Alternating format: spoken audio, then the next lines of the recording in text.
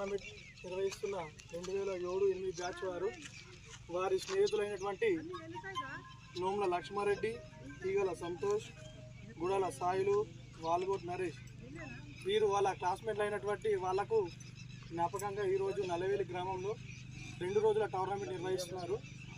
స్మారక టోర్నమెంట్ 2 రోజులుగా నిర్వహిస్తున్నారు.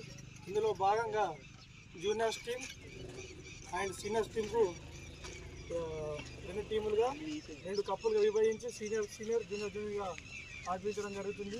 ఇది గత 3 సంవత్సరాలుగా మొదట పెట్టిన మన సాకాలు సుమరన్న గారు వాళ్ళ నాన్న పేరు మీద